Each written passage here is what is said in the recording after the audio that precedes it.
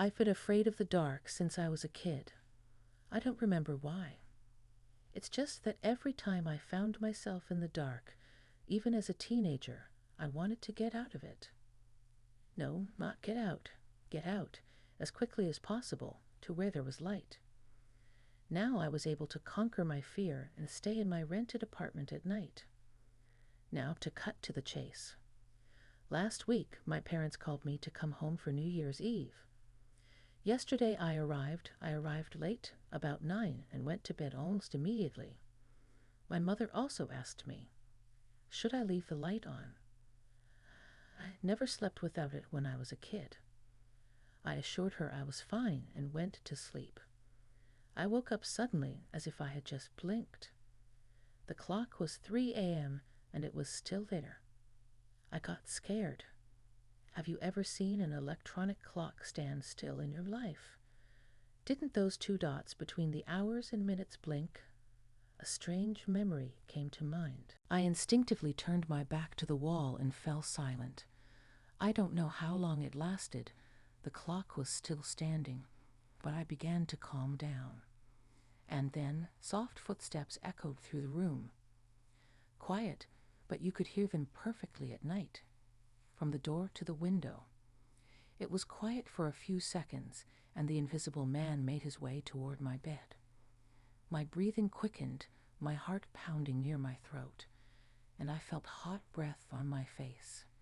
In the blink of an eye, my memory woke up. I remembered what made me afraid of the dark, how I had felt the same way when I was a deep child. I jumped up and reached for the light switch in 2 jumps. Snap! The light did not turn on. Henry, you never learned anything.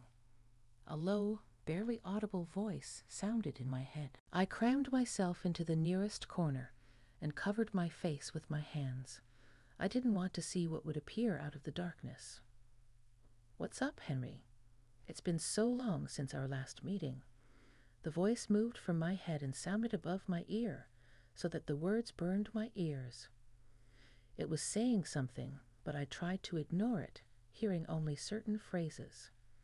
You do realize that morning won't just come. I'll leave when you feed me. Open your face. I closed my eyes with one hand and tried to open the door, but it was locked. I won't let you out. I fell face down on the floor and sobbed. How I didn't want that. It ran its bony paw over me. I missed it, Henry. I was hungry. Why did you leave the light on at night? Why did you torture me? I sobbed. There. Good boy. Now take your hands away from my face. Slowly, as in a dream, I took them away and felt an attack of pain all over my body. It felt like my nerves were going to burst and burn from the strain. I felt an eerie cold, as if I had been left in outer space, and at the same time, a heat, as if I were burning in the center of a star. And finally I was left in absolute darkness, just me and nothing. Feeling the touch of slimy tentacles, fear, pain, and humiliation, all the feelings that everyone dying at this moment on the planet experiences, from microbe to man. Cheetah teeth on the throat, intoxication of the body, a bullet in the heart. It went on forever and ended as suddenly as it began. It was morning. I woke up in bed at my house. My parents were still asleep. How long it took me to come to my senses. Never again would I stay in the dark. Not anywhere. Not even miles from this room. Never again.